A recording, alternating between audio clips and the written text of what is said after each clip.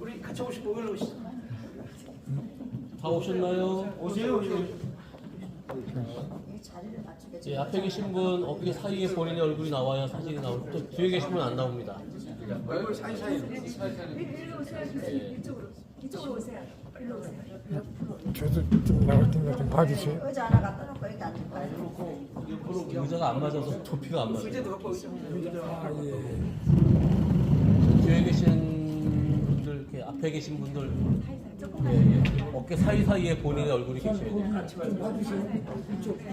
자, 찍겠습니다. 네, 하나, 둘, 셋. 하나, 둘, 셋. 자, 우리 뭐 화이팅 한번 하시죠. 파이팅 하지 말고 하나 둘 셋 할렐루야.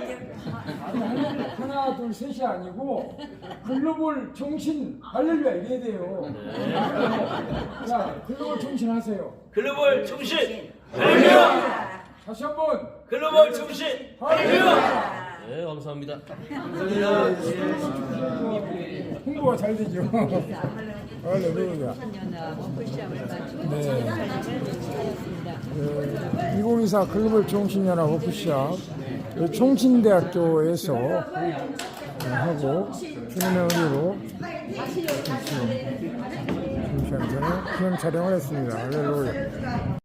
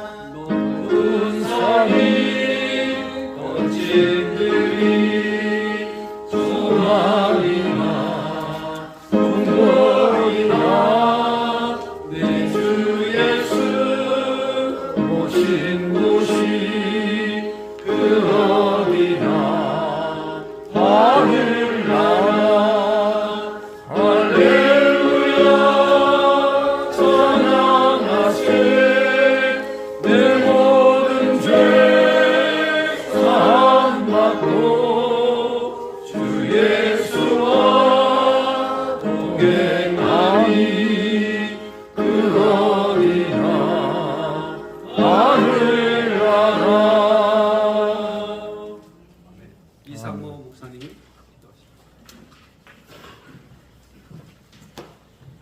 기도하겠습니다. 아버지 하나님의 은혜를 감사드립니다.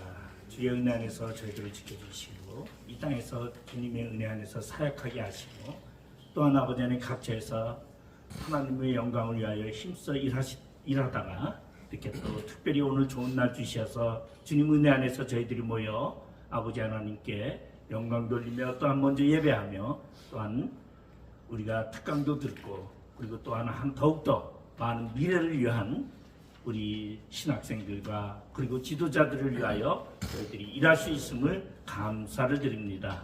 아버지 하나님 특별히 이 나라의 민족 주님께서 사랑해 주시고 아버지 하나님 이 나라 민족이 진정으로 주님께 영광 돌리며 아버지 하나님 유정자로부터 모든 국민이 하나 되어 하나님을 섬기며 하나님의 참된 복음을 가지고 세계를 향하여 복음을 전하던 그러한 선교 국가로서의 역할을 감당할 수 있도록 은혜 더하여 주시고 아버지 하나님 특별히 총신과 모든 신학교 위에 하나님의 놀라운 은혜로 함께 하시고 아버지 하나님 주님의 참된 지도자들이 주님께 영광 돌릴 수 있도록 주의 복이 더하게 하여 주시옵소서. 아버지 하나님 특별히 이 시간에 주님께 예배하오니 주님 함께 해주시고 우리 모종은 아버지 하나님 진경 아버지 하나님 목사님 주님께서 함께 해주시고 아버지 하나님 말씀을 증거할 때 그 말씀이 우리의 마음판에 새기며 더욱더 하나님을 위하여 아버지의 힘을 다할 수 있는 귀한 계기가 될 수 있도록 주님 함께하여 주시옵소서. 지금은 예배드리는 처음 시간입니다. 마치는 시간까지 주님 영광 받아 주시옵소서. 예수님의 이름으로 기도드리옵나이다. 아멘. 오늘 하나님께서 저와 여러분에게 주시는 말씀은 고린도전서 15장 45절에서 49절까지 말씀입니다. 제가 봉독해 드리겠습니다. 네? 따로 있습니다. 조진숙 목사님.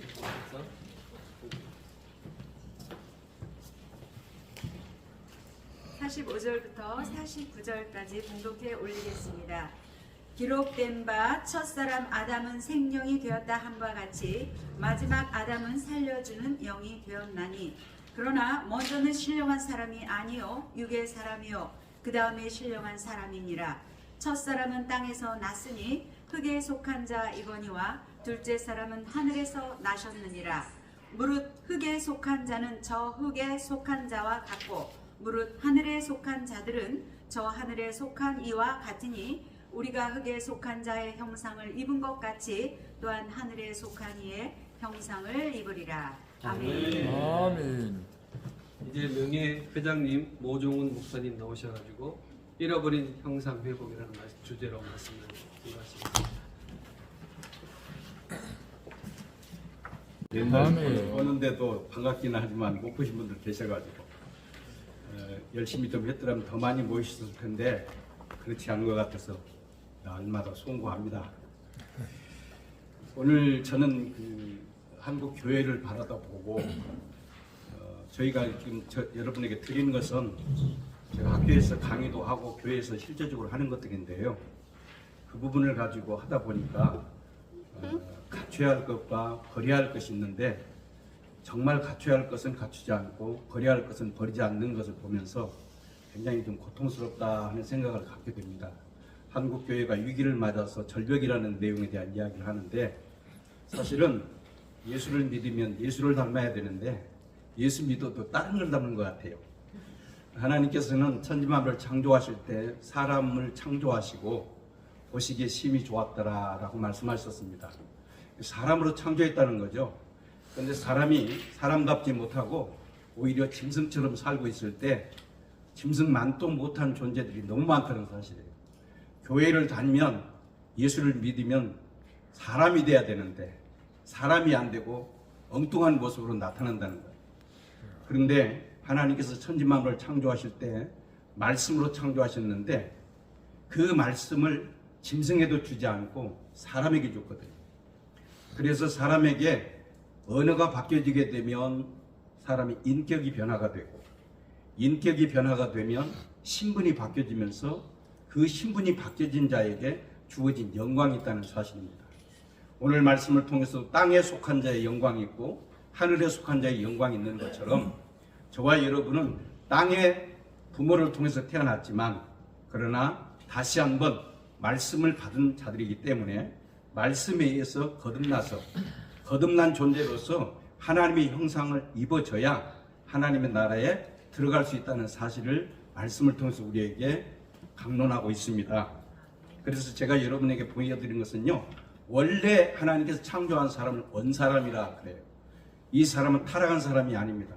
그런데 뱀에 의해서 사단에 의해서 타락이 됐는데 이것을 타락의 사람, 이 사람은 스스로 혼자 결정지어서 회복할 수 없는 존재가 됐기 때문에 예수님께서 사람으로 오셔서 우리에게 나타나셨고 사람이 가지고 있는 문제들을 예수님께서 십자가에서 해결하시고 그 해결된 것으로 인하여서 우리는 예수의 사람이 되었고 예수의 사람에게만 주어진 특권을 가지게 됐다는 사실입니다. 그래서 신학은 마치 뼈와 같습니다. 뼈 같은 그 온전하게 갖춰지고 난 뒤에 그게 힘줄이 붙고 그 다음에 혈관이 있고 살이 있잖아요. 그리고 거죽이 덮여지는데 너무나 우리 한국 사람들 같은 경우는 외모에 치중을 많이 하고 있다는 거예요. 겉모습에 너무 치중한다는 거예요. 그러다 보니까 외형적으로는 좀 갖춰진 것 같은데 내면에서는 이미 기초가 흔들리고 신학관이 흔들리고 이단에 의해서 흔들리고 있음에도 불구하고 이단들을 대처할 수 있는 능력이 상실됐다는 사실이에요. 말씀이 없어서가 아닙니다. 요즘에 이단들은 길거리에 나가서 담대하게 자기들은 신천지다 하나님의 교회다 하면서 증거하는데 오히려 기존에 있는 교회에서는 점점 전도도 약해지고 막상 전도에서 교회에 들어가게 되면 거의 다 다른 쪽으로 흐르고 있다는 걸 보게 됩니다. 초점 자체가 예수를 닮지 아니하면 예수님의 신분을 회복하지 아니하면 우리는 아무리 해도 소망이 없고 기쁨도 없고 내세도 없다는 사실을 말씀해 주고 있습니다. 이것은 인간 힘으로 노력으로 되는 게 아닙니다. 하나님을 만나야 됩니다. 능력이라는 것은 하나님 안에 있지 우리 것이 아닙니다. 우리는 하나님의 능력을 받아서 그 하나님께서 하시고자 하는 일에 도구가 되는 것인데 빗자루 스스로가 쓰레기를 치울 수 없잖아요. 빗자루를 들고 있는 사람에 의해서 쓰레기를 치울 수 있는 것처럼 저와 여러분에게는 하나님의 사람으로서의 그 능력을 갖출 수 있는 능력을 부여했기 때문에 주의 종으로 그래서 가지고 있는 발을 빗자루를 마음대로 쓸 수 있도록 하기 위해서는 하나님의 능력을 입어줘야 되는데 초대교회 많은 분들이 하나님의 성령을 힘입고서 일하게 됐다는 사실입니다. 초대교회에서 마가의 다락방에서 120문도가 성령 충만을 받고 있습니다. 성령이 말하게 하심을 따라 다른 방으로 말하기 시작했다 이렇게 말하거든요.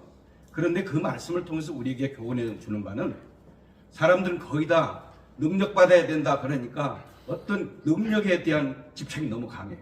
그건 사실은 능력은 어떤 것이냐 인격적으로 감정이 바뀌어져야 돼요. 그리고 지성도 잘못 알고 있는 지성을 고쳐져야 돼요. 그리고 난 다음에 언어 하나님께서 인간에게 준 언어가 사용이 되는데 지금까지는 거의 말들이 죽이려고 하거나 판단하려고 하거나 그런 말들로 사용했습니다. 그런데 그 말들이 성령에 의해서 바뀌어지게 되면 굳은 마음을 제 부드러운 마음을 준다고 하면서 언어 자체가 살리는 말로 바뀌어지게 돼요.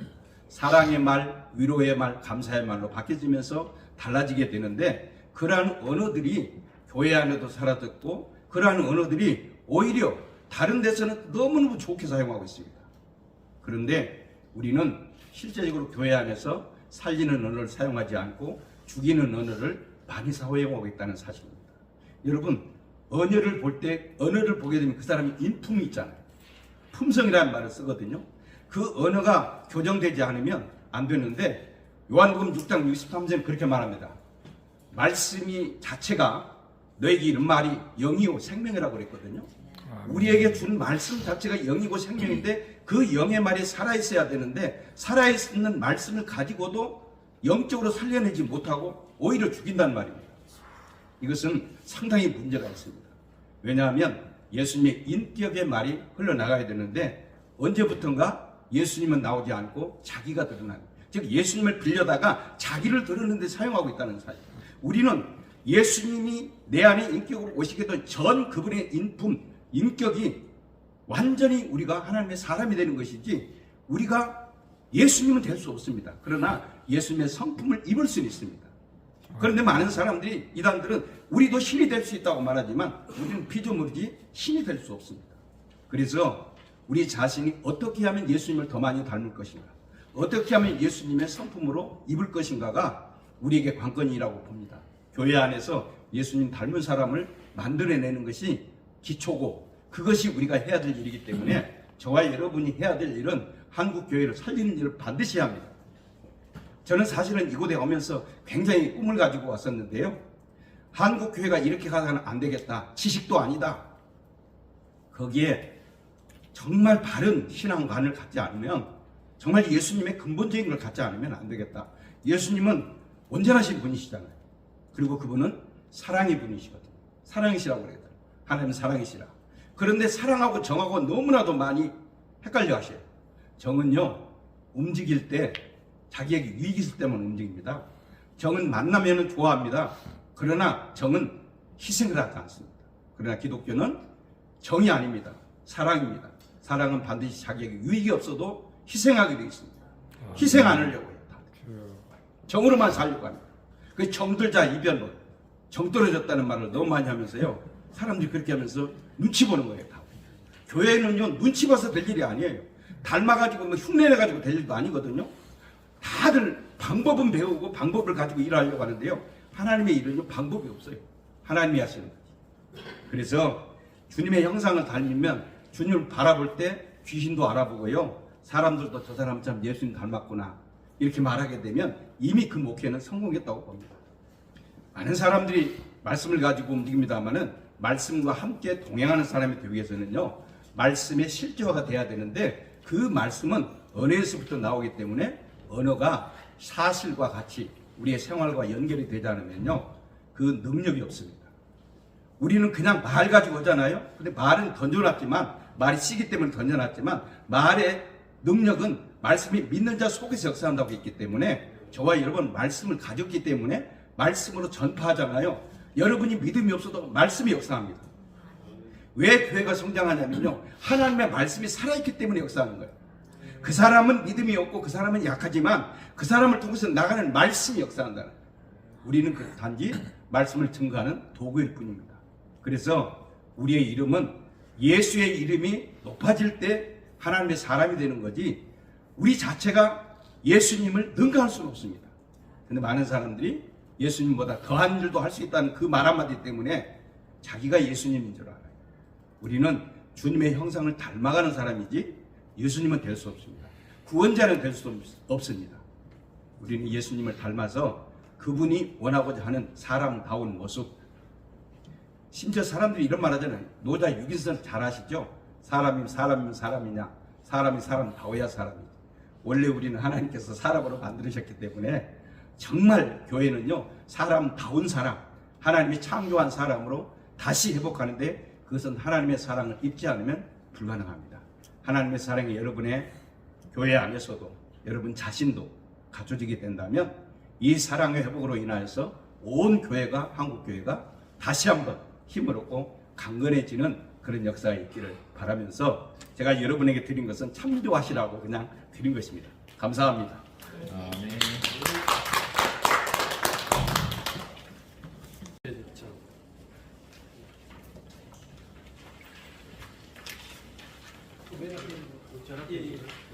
앞면에 워크숍 앞면에 보시면 개혁신학 문구가 있습니다. 같이 읽도록 하겠습니다. 개혁신학은? 찾으셨죠? 네, 시작. 개혁신학은 유한 사회주의 중심의 종교개혁신학의 기초에 성경 최고 권위 오직 은혜로 얻는 본 하나님의 통치와 견역을 강조한다. 아멘. 시간 박상문 목사님 이사장 되시는데 오셔서 축도하시겠습니다.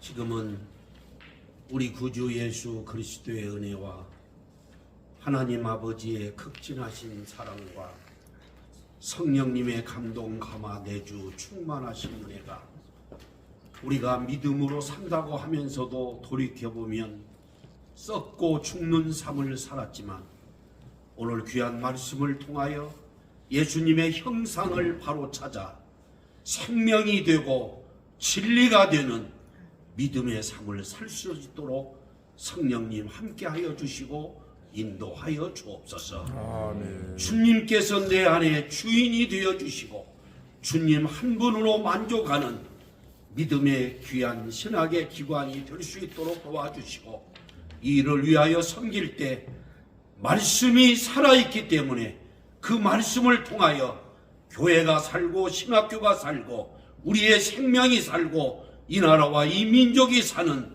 놀라운 은혜의 역사가 예수 안에 있사오니 주님께서 주인이 되어주시고 인도하여 주시고 축복하여 주옵소서. 아멘. 이런 믿음으로 살기로 결심하는 우리 신학교의 귀한 학장님들 머리 위에와 섬기시는 가정 위에 교회 위에 또 우리 글로벌 총신 위에 이 나라와 이 민족 위에 이제부터 영원토록 함께 있을지어다. 아멘. 이제 최인광 대표 회장님 모셔가지고 환영사 있겠습니다.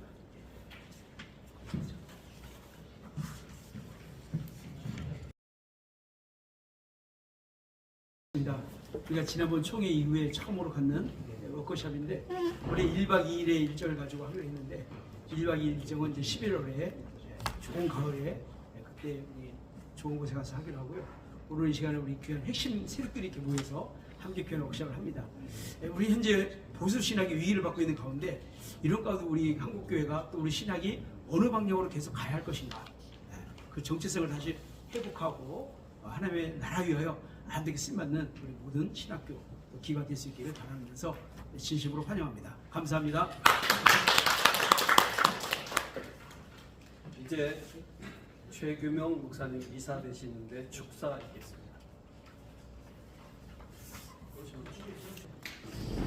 이사장님과 또 우리 회장님, 대표 회장님과 또 우리 모든 분들의 협력으로 우리 글로벌 총신 연합이 더 활성화되고 더 좋아지는 그런 역사가 일어나도록 기도하고 있습니다. 또 기도할 것이고, 여러분들을 모시는 이 자리가 정말 행복한 자리, 더 좋은 자리가 되도록 기도 많이 하겠습니다.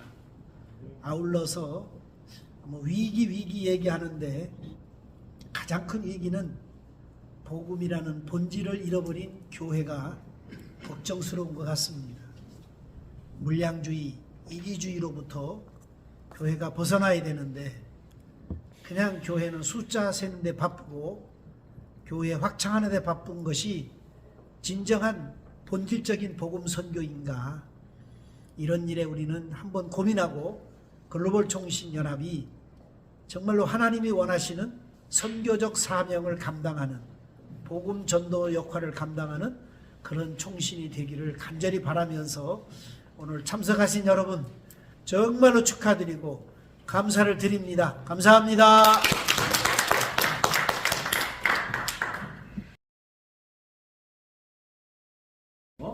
두 번째는 신학교의 미래와 나갈 방향에 대해서 함께 나눌 텐데, 이 시간에 특별히 지금 이 시대의 신학의 현상과 보수 신학이 나갈 길에 대해서 곽성득 교수님, 현재 대한신학대학교 교수님으로 생각하고 계시는데 교수 나오셔서 이제 첫 번째 주제 특강하시겠습니다. 박수로 환영하겠습니다.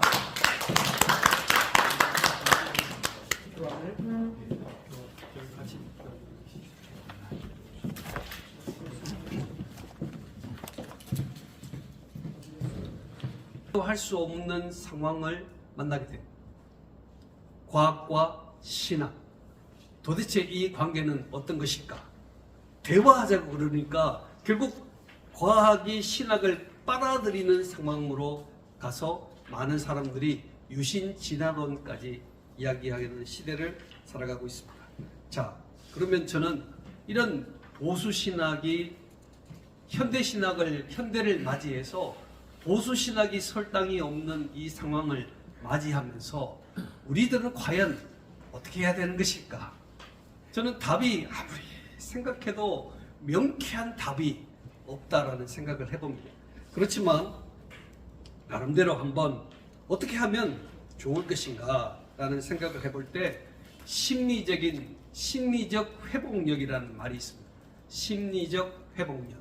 이건 어떤 말이냐면은 스트레스나 불확실한 미래에 대해서 대응력을 강화시키는 것인데, 그 속에서 정신 건강을 유지하면 된다.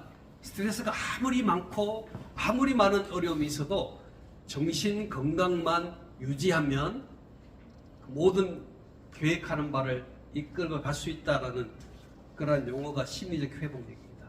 우리가 심리적 회복력을 강화시켜야 되지 않겠는가? 바로 그것은 바로 복음의 말씀이다라는 거예요. 생각해보면 이단도 말씀으로만 이야기한다 그래요. 신천지를 한번 만나보세요. 모든 이야기를 말씀으로만 하고 있습니다. 성경만 가지고 이야기하고 있습니다. 그러니 신천지 가도 성경만 이야기하고 있고 교회도 성경만 가고 이야기를 하고 있는데 똑같은 성경을 가지고 이야기를 하는데 전혀 다른 해석을 하잖아요. 우리가 이 자리에 모인 이유가 바로 이것이 아닌가라는 생각을 해봅니다. 건전한 보수신학이 바탕이 되지 않는, 그 눈으로 보지 않는 말씀은 잘못된 길로 갈 수밖에 없는 거예요. 우리 보수신학을 또 함께 표방하고 있는 우리 글로벌 총신연합이 정말 이 시대에 보수신학의 길을 잘 이끌고 가기 위해서는 우리가 보수신학을 가진 말씀 중심의 신앙을 정말 우리가 가지고 이 신앙을 유지하면서 살아가야겠다라는 생각을 해보게 됩니다. 사실 목사님들도 보수신학을 표방하면서도 설교를 들어보면 전혀 말씀과 상관없는 이야기들을 많이 하고 있습니다. 정말 우리가 딱 하나 얻을 건 하나님의 말씀인 성경밖에 없는데 이 성경을 제대로 증거하지 못하는 일들을 보게 됩니다. 신학교에서 성경을 가르치면 신학생들이 성경을 너무 몰라요.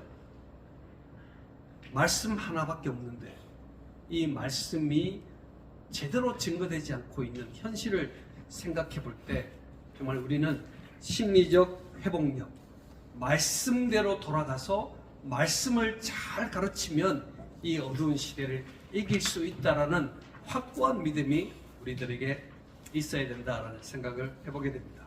또한 우리 보수신학이 해야 될 부분들은 문화적인 대응력이 필요하다. 우리가 현대적인 일어나는 일들을 쉬운 현대말로 풀어서 하는 능력이 정말 약한 것 같습니다. 젊은 세대는요, 어려운 용어를 사용하지 않습니다. 우리가 가만히 생각해 보면 진짜 어려운 용어들을 굉장히 많이 사용합니다. 어떻게 하면 문화적으로 이 젊은 세대를 복음을 증거할 수 있을까? 쉬운 용어로 복음을 증거할 수 있을까에 대한 고민이 유튜브로 이어지고 또 문화적인 여러 많은 매체를 통해서 표현돼야 되는데 제가 가만히 유튜브를 가만히 앉아서 하루를 앉아서 다 검색을 해봤어요. 내용이 너무 어려워요.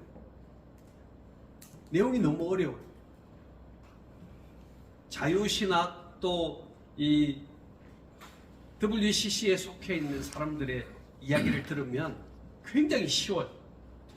똑같은 말을 아주 현대적으로 쉽게 풀어서 설명하는 걸 보면서 과연 우리가 복음의 말씀을 증거하는 이 통로가 너무 전통적인 방법을 사용하고 있지 않는가, 이런 대한 생각을 한번 해봅니다.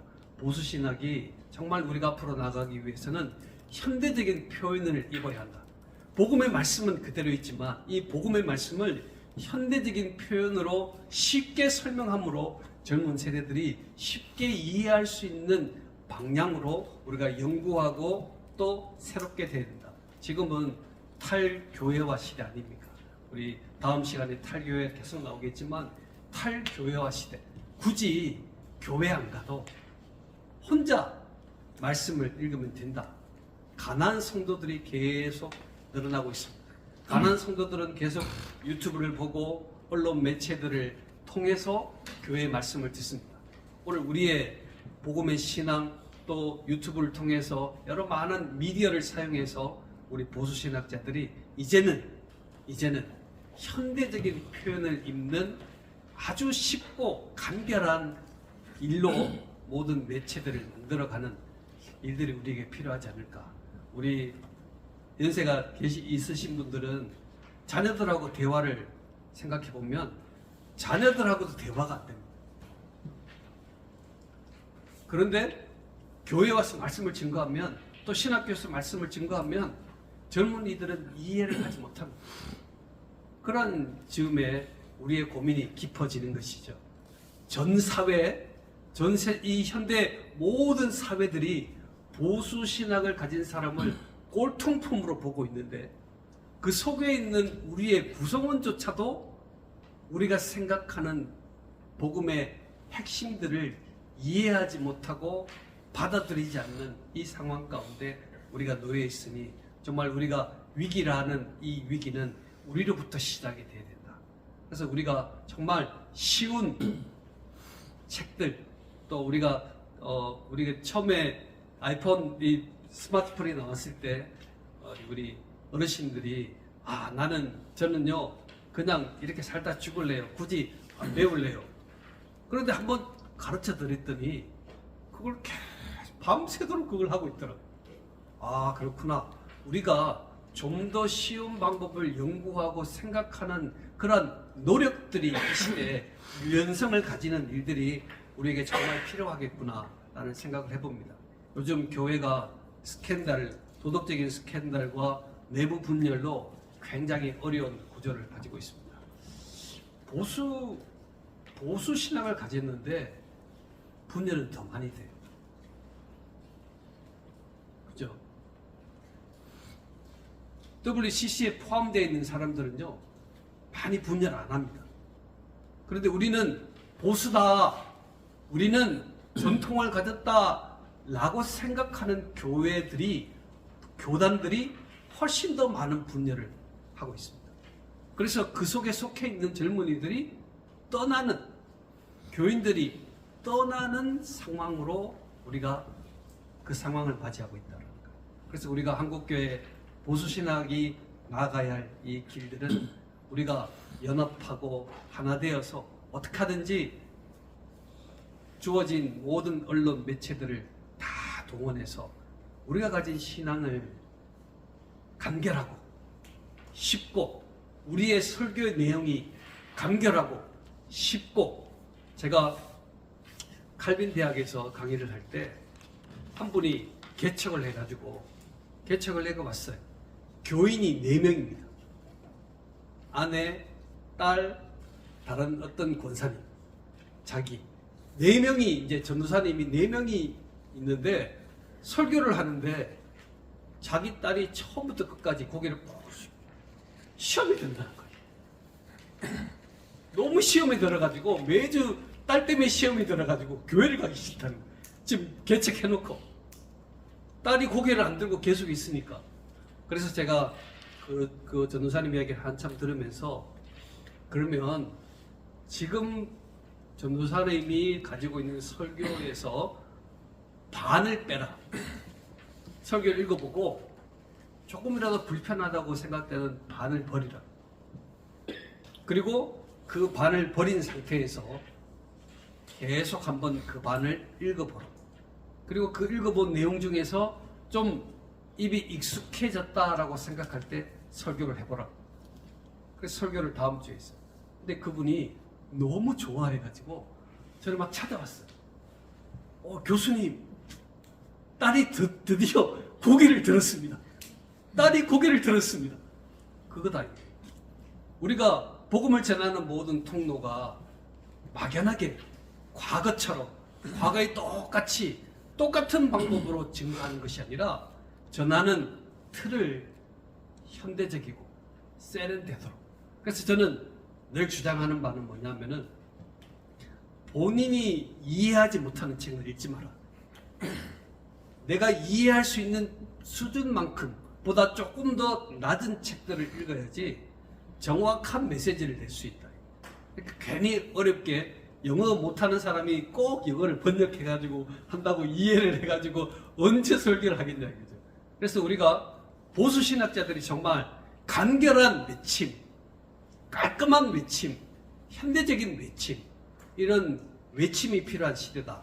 그래서 이 일로부터 시작해서 우리가 한 걸음 두 걸음 나아가면서 심리적인 회복력을, 아무리 어려워도 우리는 복음의 말씀, 보수 신학의 복음의 말씀을 지키며 나간다. 이런 확신된 믿음과 전하는 방법을 세련될 수 있도록 여러분들이 우리 모든 분들이, 저는 늘 설교를 할 때 늘 서점에 갔어요. 서점에 가서 한 바퀴 돕니다.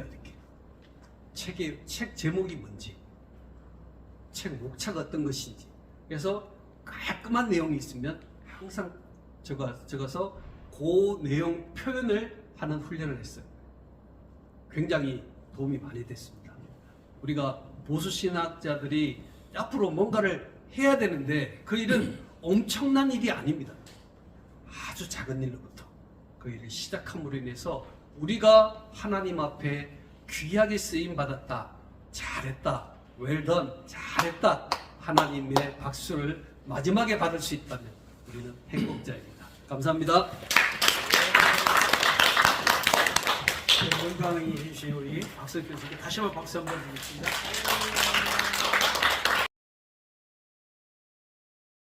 나갈 방향인데 부제가 신학대학교의 역량 강화를 위한 방향에 대해서 함께 나누게 될 텐데, 시간에는 우리 노재경 교수님 전 청계교육개발원장으로 살아가시다가 현재 대한신학대원대학교에서 강의해 주시는 귀한 노재경 교수님이십니다. 박수를 한번 모시겠습니다.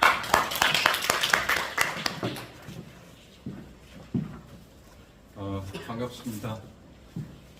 우리 박 교수님께서 말씀하신 것은 이렇게 소프트웨어적인 어떤 본질적인 그 부분들에 대한 그 논의라면, 제가 지금 이 시간 여러분과 같이 생각을 한번 해보고 싶은 것은 우리의 그 본질을 감싸고 있는 외형적인 그 하드웨어적인 그 부분들이, 시스템이 지금 어떻게 되어야 할 것인가, 그리고 지금 그것이 지금 어떤 상황에 있는 것인가, 그것을 점검하고 또 우리가 앞으로 어떻게 그것을 헤쳐 나가야 할 것인지, 그런 그 과제들을 같이 한번 생각해 보고 싶습니다. 제가 몇 년 전에 어쨌든 제도적인 그 신학교 내지 일반 대학교를 인수하는 그 작업들을 제가 한 일이 있습니다. 굉장히 이제 큰 단위의 그런 뭐 재정이 오고 가는 그 일들, 그런 것을 제가 이제 옆에서 도우면서 실질적으로 신학교들이 가지고 있는 그런 문제가 무엇인지 그것을 아주 세밀하게 볼 수가 있었습니다.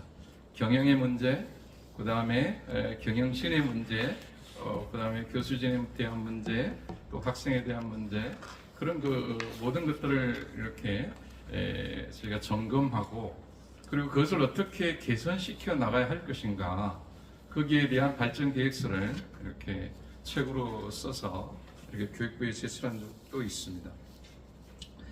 그러면서 이게 또 수도권 그 대학과 지방 그 대학 간의 그 현격한 그 차이들을 바라보면서, 이게 대학이라고 다 대학이 아니고 또 미래가 보장되는 것도 아니다, 그런 것도 볼 수가 있었습니다.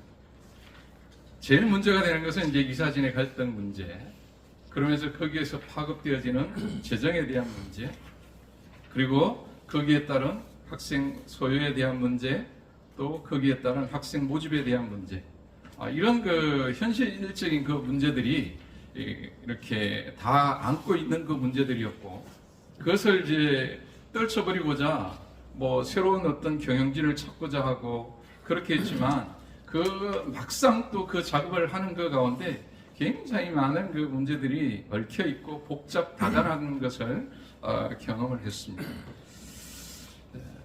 그런 일들 가운데 이제 오늘 신학교가 지금 우리 글로벌 총신인데, 이 신학의 그 정체성을 유지하면서 우리가 신학교가 어떻게 유지되어야 할 것인가, 이것을 우리가 현실적으로 우리가 생각해 볼 필요가 있겠다. 그 모든 그 경험들이 지금 우리가 고민해야 하는 그 부분하고 같이 이렇게 크로즈업 되는 것을 이렇게 겹쳐지는 것을 볼 수가 있습니다. 현실적으로 우리가 학교를 운영하는 데 있어서 보니까 제일 중요한 것은 우리 원고에도 나와 있지만 재정 확보에 대한 문제, 그리고 학생을 어떻게 모집하는가에 대한 그 문제입니다. 이 문제가 제대로 이루어지지 않다 보니까 지금 뭐 벚꽃이 피는 순서대로 대학교가 문을 닫는다, 또 혹은 그런 여러 가지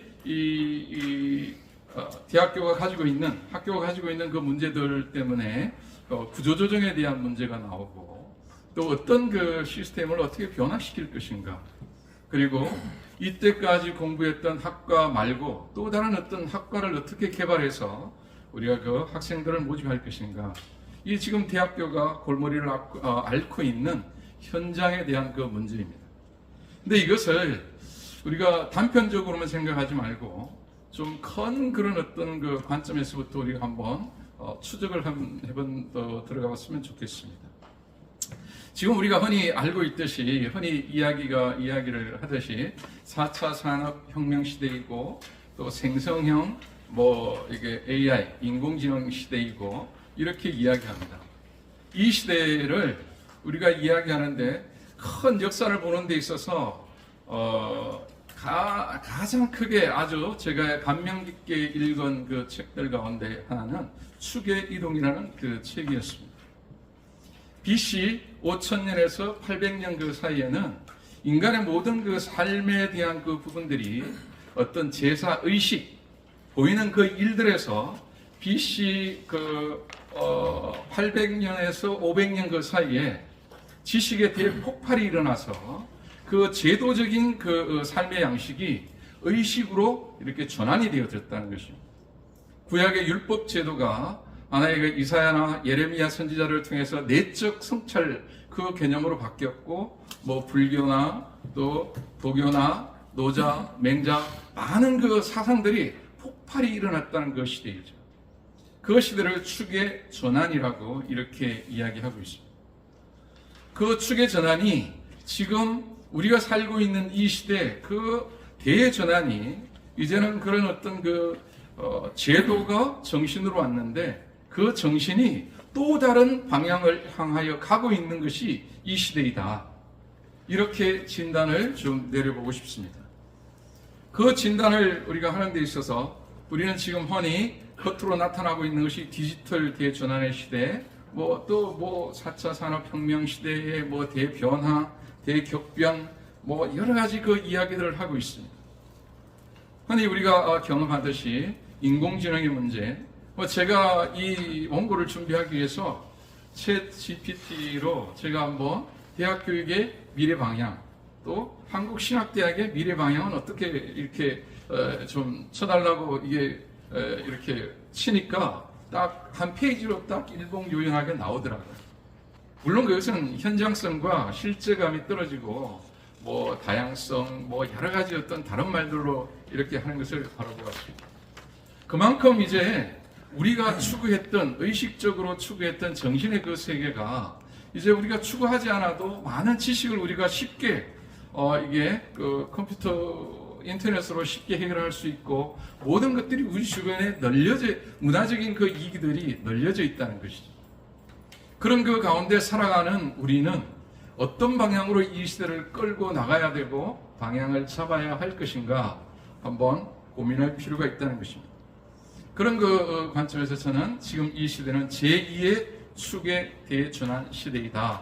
이렇게 저는 이렇게 말을 하고 싶습니다. 그리고 지금 우리가 살고 있는 이 시대는 많은 그 경제적인 그런 그 자본주의 체제 아래서 그 경제 중심의 사회 시스템이 구축되다 보니까 모든 것들이 성자 독식주의, 그래서 일등만 기억하는 더러운 그런 세상처럼 그런 그 성자 독식의 그 생각들이 은연중에 이렇게 우리의 그 의식을 지배하고 있습니다. 그러다 보니까 모든 것을 이기려고 하고 그 이기는 것들의 그 표대가 되는 것이 경제적 그 좌표가 이루어지게 되고 그래서 경제적 부를 위해서 교육과 모든 것들이 수단화되어지는 그 시대에 들어가 있다는 것입니다. 그래서 교육이 인간을 참되게 인간되게 하는 교육의 본질을 상실하고 기능주의 혹은 역량 강화주의 이런 쪽으로 교육이 흘러가고 있고 그러다 보니까 많은 그 경제적 부가 세계적인 대기업들 중심으로 재편되어지고 그리고 골목상권은 이렇게 없어지게 되고 이러다 보니까 경제의 몰락, 교육의 상실, 교육의 몰락 이런 것들을 우리가 지금 주변에서 볼 수가 있습니다. 또한 이 부분들은 교회에도 그 영향을 다쳐서 우리가 종교적인 그 심성들을 이렇게 설문을 조사를 해보니까 계속 그 축적되어져 있는 자료를 보게 되면 이전에는 종교를 가지고 있는 그 비율이 65% 이렇게 내외 정도로 왔다 갔다 했는데 이제 우리가 지금 이 오늘날에는 뭐 코로나19 사태와 이런 것을 거치면서 지금은 오히려 무종교가 65% 내외로 이렇게 할 만큼 탈종교화 시대를 살고 있고, 그리고 그 종교 중에 가장 결집력이 있고 가장 많은 사람들에게 감화력을 주는 기독교조차도 이제는 기독교와 그 현상들을 경험하고 있어서 교회가 약화되어지고 있는 것이 오늘날 사회 현상인 것입니다. 자, 이런 그 상황들 속에서 우리가 이제 대학 교육 내지는 신학 교육은 어떤 그 대응을 해야 할 것인지 우리가 고민을 해보고자 하는 것입니다. 그래서 조금 전에 말씀드렸지만 생성형 인공지능 AI 시대의 이 대학 교육의 그 패러다임이라는 것은 이제는 지식자가 가지고 있던 권위가 모두 없어지고 그 모든 것들이 이제 그 키보드의 키 하나면 모든 것이 해결되어지고, 그러다 보니까 조금 전에 말씀했듯이 교육의 상실, 어떤 인간성에 대한 부분들보다는 기능을 중시하는 그런 그 쪽으로 가게 되고, 그리고 인공지능이 쉽게 모든 것들에 대해서 우리에게 답을 주다 보니까 인간이 인공지능의 노예가 되지 않을까라는 염려까지 하는 그 시대가 되어졌습니다.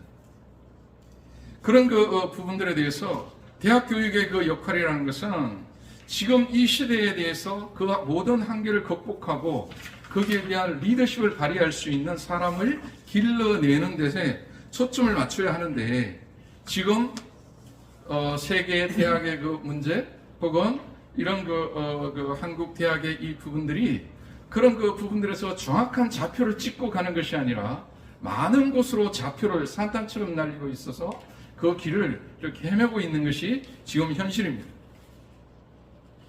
그래서 이런 그 사회가 추구하는 것이 그렇게 될 수밖에 없는 것이 대학교 교육 자체도 대학교 교육이 궁극적으로 이 사회가 추구해야 할 그 목표에 대해서 그 좌표를 상실하기 때문에 어디에서 어떻게 그것을 해야 할 것인지를 옛날처럼 일목요연하고 질서 있게 그것을 체제를 갖출 수가 없는 시대가 됐다는 것입니다.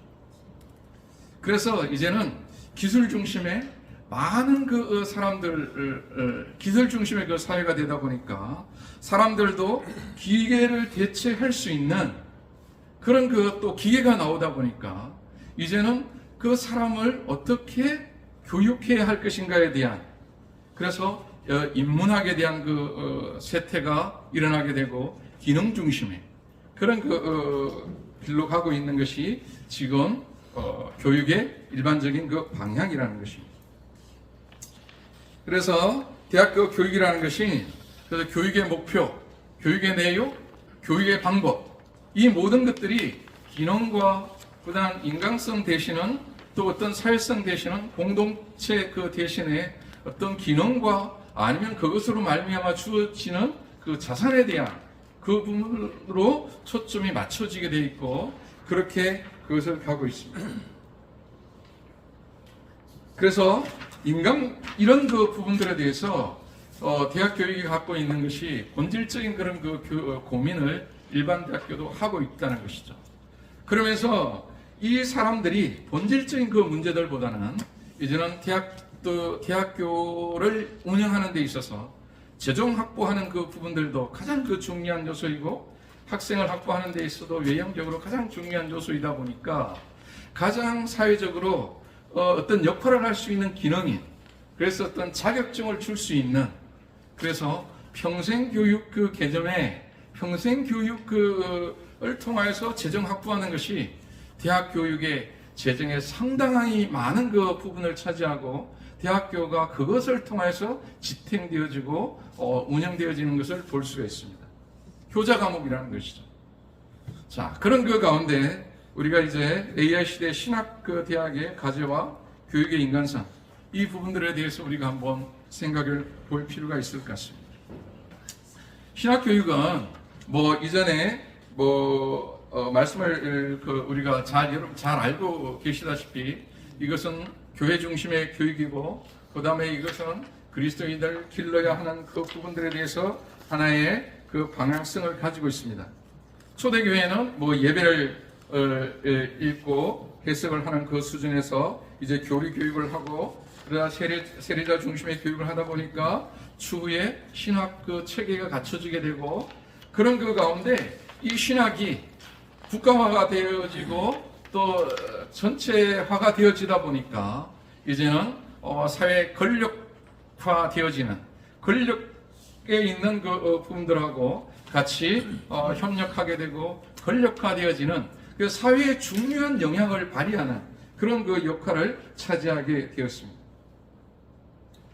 이런 그 쪽에 가다 보니까 조금 전에 말씀드렸듯이 사회적인 대격변의 시대 혹은 그 체제에 대한 변화 혹은 여러 가지 어떤 그 문화적인 도전 이런 것들을 경험하다 보니까 신학교도 이제 점점 약화가 되어지고 그러다 보니까 이제 신학교에서 학생을 모집하는데 학생 수가 큰 교단마저도 줄어들게 되고 그리고 군소 이렇게 학교 같은 경우에는 뭐 한 400~500명 모이던 10년 전에 그런 그 학교마저 지금은 30~40명밖에 모집이 안 되는 그런 것들이 우리의 그 현실인 것입니다.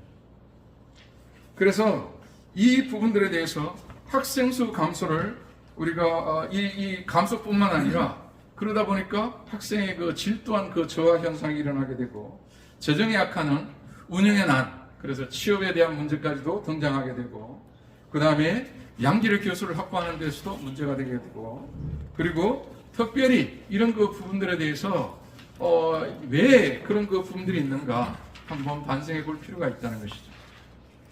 자, 그런 그 부분들의 가장 그 중요한 것들이 이제 지금 진행되어지는 외형적인 그런 어떤 그 현상들 이 부분들을 바라보면서 우리가 가장 그 중요한 그 부분들에 대해서 우리가 어떻게 대응해야 할 것인가 이 대응이라는 것은 반성과 또 새로운 그 안목을 갖는 그런 것들이 필요하다고 생각합니다.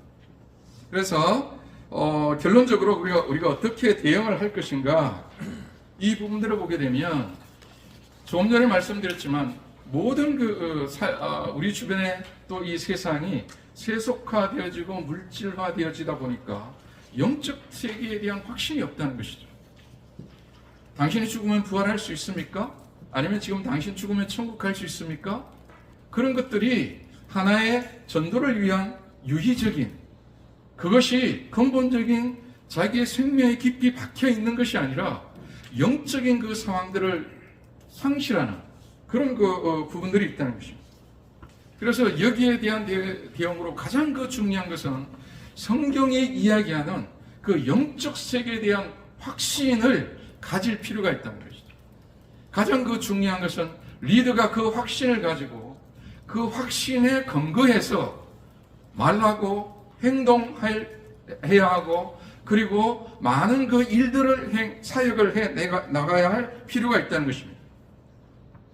우리가 일들을 하는데 정신적인 그 세계, 심리적인 세계, 학문적인 그 세계에만 그치는 것이 아니라 우리가 이 모든 일 하는 것, 이 사역들 하는 것, 우리가 삶을 살아가는 이 그 자체가 하나의 영적 그 현상이고 영적 영향력을 끼치고 있다는 그런 것에 대한 확신을 가져야 된다는 것이죠.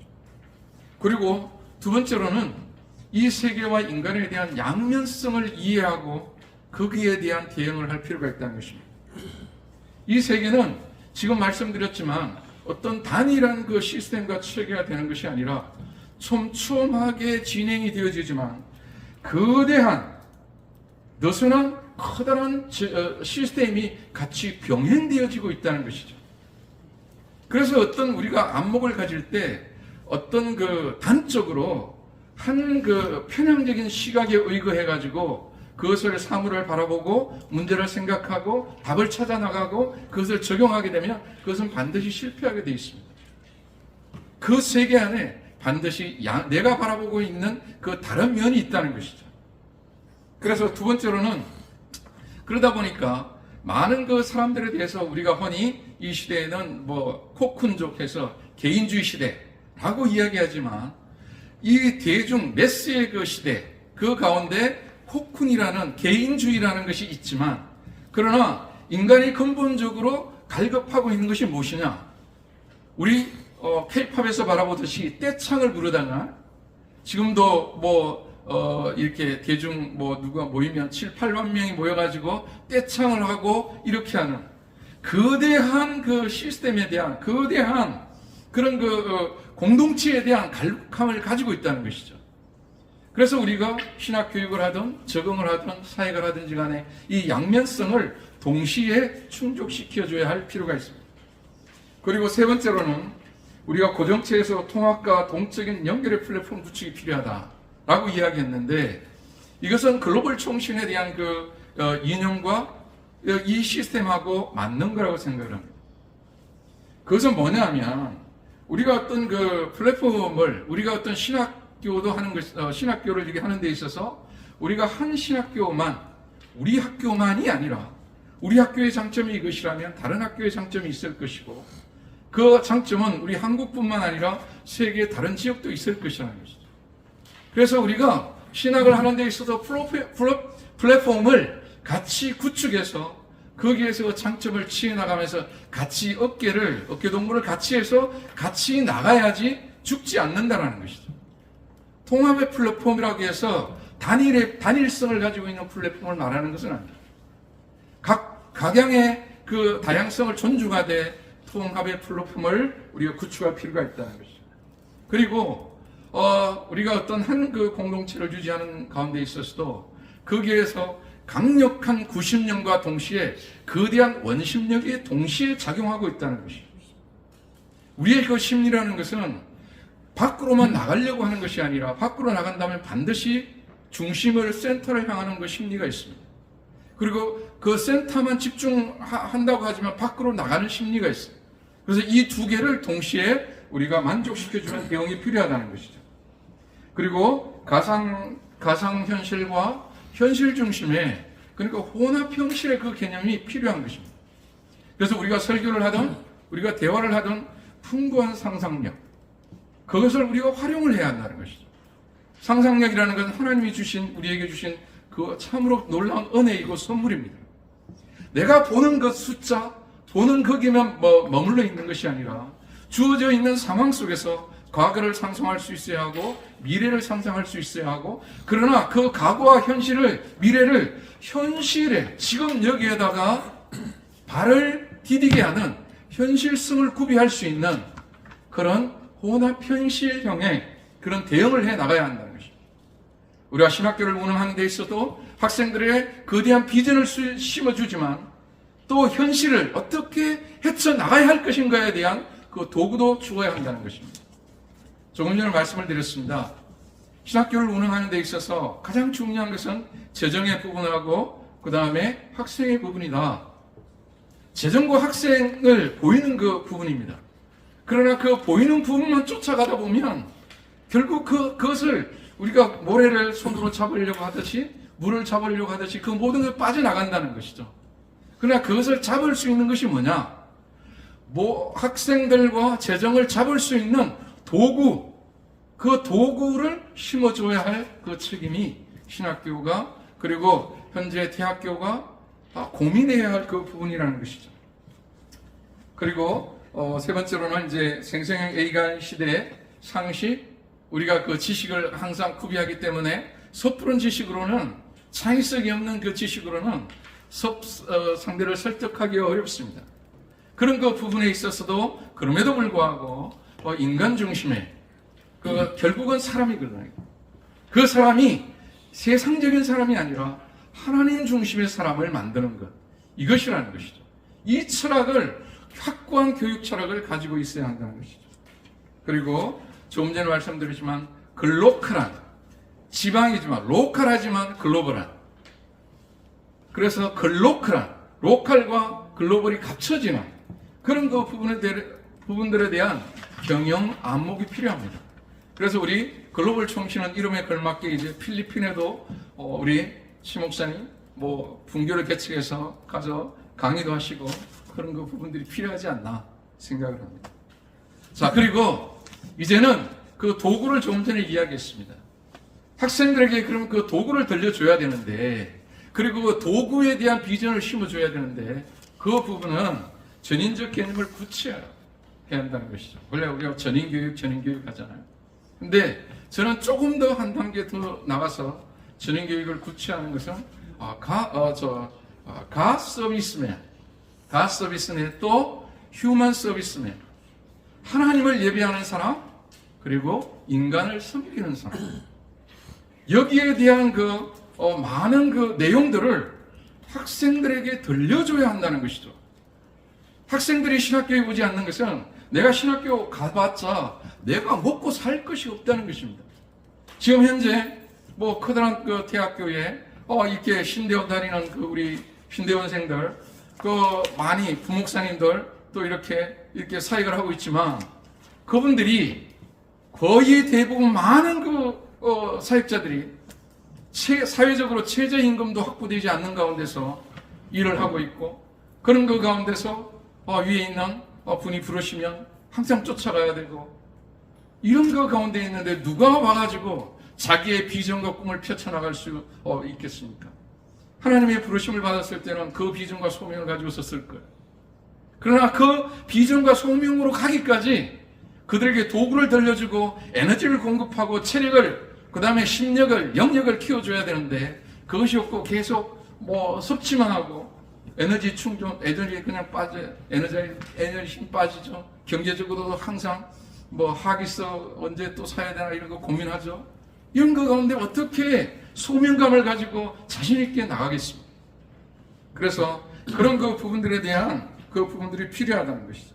그래서 신학교가 이런 그 가운데 가져야 할 전략적으로 커다란 네 기둥이 얘기해 본다면, 기독인으로서 공유하는 신념과 철학이, 그럼에도 불구하고 영원한 말씀인 성경에 근거하여 주어지는 그런 신념과, 그래서 교육에 대한 신념, 신학교를 하는 그 신념과 철학에 대한 그것을 내 혼자뿐만 아니라 같이 공유하는 그 그룹이 필요하고, 두 번째로는 기독교 미래 인재상에 대한 확신이 필요하다는 것이죠. 사역자에 대한 목사상, 성도상에 대한, 그리스도인에 대한 상을, 나는 이런 사람을 교육할 것이고 이 사람은 또 나가서 다른 사람을 이런 그리스도인을 양육할 것이다. 문화적 용어를 말씀하셨습니다. 그런 그 부분들에 있어서 그것이 필요하다는 것이죠. 그리고 세 번째로는 신학대학의 역할과 방향에 대사회 리더십을 가질 수 있는 가치와 비전의 정립이 필요한 겁니다. 사회보다 못하다는 이야기를 듣는 것이 아니라 사회를 리드할 수 있는 비전을 제시하는 공동체적 비전과, 보니까 제가 정년퇴임을 하고 주변에 많은 사회적 소그룹들을 하다 보니까 굉장히 많은 허점이 많이 있어요. 기독교적인 마인드를 온전히 충실한 그 사람이 가다 보면 그것을 건강하게 이끌 수 있는 다양한 요소들이 많은 것을 볼 수가 있었습니다. 그리고 신학생의 다양한 경험과 맞춤형의 성장이 가능하도록 다양한 콘텐츠를, 온오프라인 학습 큐레이션을 제공합니다. 이것을 엮어서 공부할 수 있는 그 역할들을 학생들이 조합해낼 수 있도록, 그래서 공부만 하는 것이 아니라, 고기를 주는 것이 아니라 공부 잡는 법을 가르쳐 주듯이 이제는 테드나 아니면 다양한 유튜브를 통해서 다양한 과목들을 볼 수가 있거든요. 얼마든지 이런 강의들을 들을 수가 있습니다. 그런 그 부분들을, 근데 요런 부분들이 필요해요. 상담학 혹은 설교학, 예배학, 그런 그 부분들에 대해서 이렇게 요 부분들을 이렇게 공부를 해. 예를 들면 설교에 있어서 탁월한 그 부분들에서부터 몇 분을 이렇게 서치를 하게 하고, 거기에서 방법을 터득하게 하고, 그렇게 하는 것이 필요하다는 것이죠. 자, 그런 그 부분의 결론을 맺겠습니다. 처음에는 이 신학 조금 전에 말씀을 드렸습니다. 시대의 성경을 중심으로 하되 시대를 이끌 수 있는 성경 중심의 신학 교육의 목적과 비전을 수립할 필요가 있습니다. 옛날에 있는 것 그대로 끌고 오는 것이 아니라 옛날에 있었던 그 정신을 그대로 하되 용어를 바꾸는 것, 그런 것들이 필요하다는 것이죠. 그런 그 부분들에 있어서 교육적인 커리큘럼에 대한 확신, 고민해서 짜서 커리큘럼에 대한 확신을 가지고 있고, 그런 그 가운데 그 사명자를 양육하는 데 대한 확신을 가질 필요가 있다. 그 다음에 두 번째로는 분리현상을 넘어 통전성을 지향하는 하나님 나라에 대한 통전적인 그 신학적인 그 비전을 그래서 하나님의 그 절대 주권은 특별 그 섭리, 이 특별 은총뿐만 아니라 일반 은총 가운데서도 하나님의 그 절대적 섭리는, 그 주권적 섭리는 작용하고 있고, 그것은 하나님 나라를 향하여 있고, 그리고 떨어지는 날아가는 그 새가 설사 떨어질지라도 그것은 하나님 나라 안에서 의미가 있다는 그 의미를 해석해 줄 필요가 있다는 것입니다. 세 번째로는 역량 강화와 실천 지향적 신학교육에 더 중점을 주는 생활 신학이 필요합니다. 이건 제가 30년 넘게 저희 총회에서 이야기하면서 결론을 맺은 거예요. 제가 글을 쓴다면 생활 신학이다. 왜 교인들이 교회를 떠나가고, 왜 학생들이 이게 신학 그 부분들에 대해서 이념 많이 배웠지만 관념과 이념에 젖어 있는가? 생활 그 부분들에 대한 괴리를 어떻게 극복할 수 있는 것인가? 그 부분들에 대한 그 해답이 생활 신학이라는 것이죠. 우리가 현대인이 인간이라고 이야기합시다. 인간이 나면서부터 죽기까지, 죽어서 이후까지, 그리고 우리가 태어나기 전부터 그 모든 것들을 신학적으로 해석해 줄 수 있어야 된다. 우리가 화장실에 가고, 우리가 식사를 하고, 우리가 개인적인 식사를 하고, 공동체 식사를 하든지 간에 그 모든 것들을 신학적으로 해석해 줄 수 있는 생활 신학계의 정립이 필요하다는 것입니다. 이것이 하나의 도구가 될 수 있을 것이다. 그리고 네 번째로, 신학교육은 이념과 관념에 있는 것만 아니고 이건 그리스도를 만나는, 하나님을 만나는 체험으로부터 나온다는 것이죠. 신학교육 안에서 이 체험 교육을 놓쳐버렸다는 것은 그것은 60% 교육을 상실한 것이라고. 어떻게 하나님을 만나는 그 체험을 강화시키고 옛날에 만났던 그 하나님에 머무는 것이 아니라 그 하나님이 오늘 나를 만나서 나에게 어떤 힘을 주고 내 삶을 어떻게 전개해 나가게 하고, 그런 그 가운데 에너지가, 영적인 삶에 대한 에너지가 넘치게 해 나가서 그 모든 것들에 대해서 그것을 체험적으로 할 수 있는 그 사람들이 되어야 돼요. 그래야지 확실한 전거자가 되고 확실한 사명자가 되고 확실한 전도자가 된다는 것이죠. 전도 안 해본 사람이, 하나님을 만나지 않은 사람이 어떻게 하나님을 만나는 설교를 할 수 있고 어떻게 하나님을 만나는 전도를 할 수 있겠습니까? 그런 그 부분들에 있어서 체험 중심의 그 교육을 반드시 시행해야 된다. 이론 중심의 그 신학 교육이라는 것은 머리도 안 크죠. 머리도 점점 왜소되어진다는 것이죠. 그런 그 부분들에 있어서, 이런 그 부분들에 있어서 우리는 복음을 더욱더 축소시키는 것이 아니라 확장시켜야 한다는 거죠.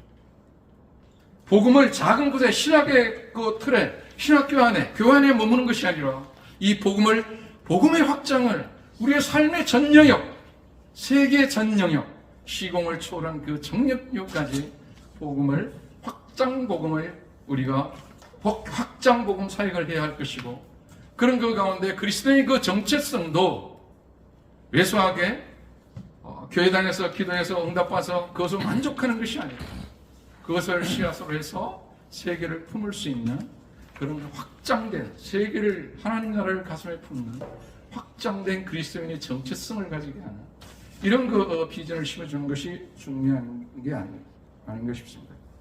그리고 결론을 맺으려고 합니다.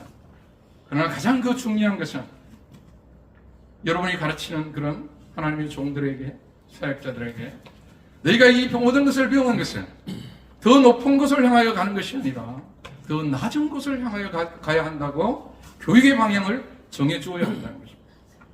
가난하고, 그리고 아프고, 그리고 여러 가지 치유가 필요하고 도움이 필요하고 외롭고 쓸쓸한 그 영혼들, 그런 그 환자들, 그런 그 영혼들, 세상의 빛이 비추지 않는 낮은 곳으로 너희가 가야 할 곳은 그곳이더라고 신학의 방향과 교육의 방향을 짚어주게 될 때 그 교육을 받은 그 우리 학생들은, 그 학교는 단단한 학교가 될 것이고 세상에 어떤 풍파가 오더라도 무너지지 않고 가장 단단한 학생들을 양육하는 그런 학교가 될 것이라고 믿습니다. 이런 단단한 그 학교가 궁극적으로는 하나의 미랄이 되어 세상을 변화시키리라고 확신합니다. 경청해 주셔서 감사합니다. 정확하게 시간으로 이렇게 감사드립니다. 다시 한번 우리 두 교수님께 감사 박수 한번 드립니다. 이 시간에 광고를 우리 임종필 목사님 하신 후에 단체 사진 촬영하고 식사하도록 하겠습니다.